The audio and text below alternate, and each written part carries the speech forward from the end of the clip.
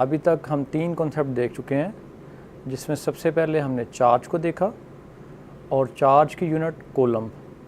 उसके बाद हम लोगों ने इलेक्ट्रिकल पोटेंशियल एनर्जी को देखा, जिसकी यूनिट वोल्ट, और उसको हमने शॉर्ट फॉर्म में कहा जी ये वोल्टेज कहेंगे। और अगला जो कॉन्सेप्ट हम लोगों ने वो देखा करंट, और उसकी यूनिट एम्पेयर।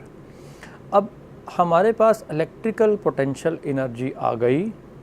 हमें पता है इलेक्ट्रॉन ने उस पोटेंशियल एनर्जी को रिलीज़ करना है, हायर एनर्जी पॉइंट से लोअर एनर्जी पॉइंट तक जाना है, जिसकी वजह से करंट का फ़्लो होगा। अब आपको ये भी मालूम होगा कि इलेक्ट्रॉन सिर्फ अकेली एंटिटी नहीं है जो कि किसी भी मटेरियल को बनाए, बल्कि किसी भी मटेरियल को बनाने के लिए हमारे पास जो पूरा एटम होता है वो एक इंडिपेंडेंट एंटिटी है।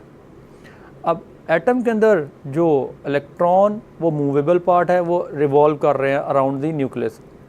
जो मेन उसका मैस है वो प्रोटॉन और न्यूट्रॉन से मिलके बनता है। अब प्रोटॉन और न्यूट्रॉन का जो कॉम्बिनेशन है दैट इज़ न्यूक्लियस। अब हमें पता है कि वो मूवेबल नहीं है और मेजर पोर्शन हमारी जो मैस का उसी पर है। इलेक्ट्रॉन जब मूव करना शुरू करता है एक पर्टिकुलर रास्ते पर, तो रास्ते में उसे बार बार हर्डल्स मिलती हैं, रुकावटें मिलती हैं न्यूक्लियस की शक्ल में, राइट।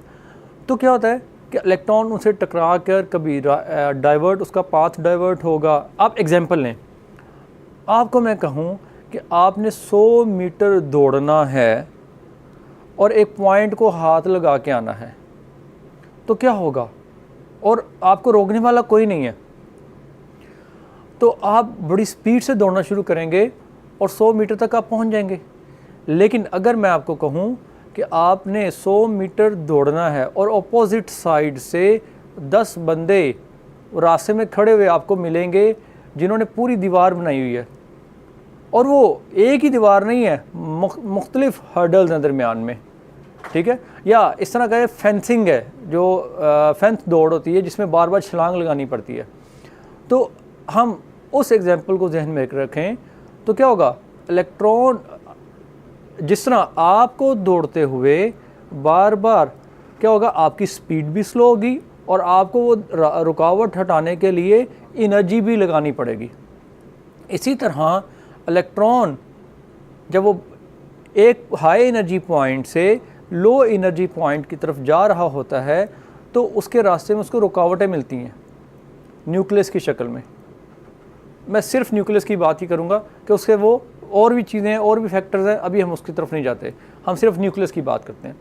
तो वो उनसे टकराता है और टकरा कर अपनी एनर्जी रिलीज़ करता है, फिर टकराता है, एनर्जी रिलीज़ करता है, और करते करते करते वो लो एनर्जी पॉइंट तक पहुँच जाता है। अब ये हमें पता है क्योंकि कंडक्टर्स में गैप्स काफ़ी ज़्यादा होते हैं, तो इलेक्ट्रॉन की एनर्जी कम रिलीज़ होती है। और अगर हम सेमीकंडक्टर में आए तो एनर्जी ज़्यादा रिलीज़ करनी पड़ती है, और इंसुलेटर में आए तो बहुत ज़्यादा उसकी एनर्जी रिलीज़ हो जाती है, हत्ता कि वो वहाँ तक पहुँचते पहुँचते ज़ीरो एनर्जी पे पहुँच चुका होता है। तो इसका मतलब ये हुआ कि इलेक्ट्रॉन जब अपने पाथ में फ़्लो करेगा तो उसको रुकावट मिलेगी। तो इस रुकावट को हम क्या कहते हैं, रेजिस्टेंस। तो प्रॉपर डेफिनेशन क्या होगी, hindrance in the flow of electron is known as resistance. अब ये किसी भी मटेरियल के अंदर रेजिस्टेंस पाई जाएगी, जो मटेरियल जितना अच्छा कंडक्टर होगा उसकी रेजिस्टेंस उतनी कम होगी, और जो मटेरियल जितना बुरा कंडक्टर होगा उसकी रेजिस्टेंस उतनी ज़्यादा होगी। तो कंडक्टर की रेजिस्टेंस कम, उससे ऊपर सेमीकंडक्टर, और उससे ऊपर क्या आ जाएगा, इंसुलेटर, रेजिस्टेंस बढ़ती चली जाएगी।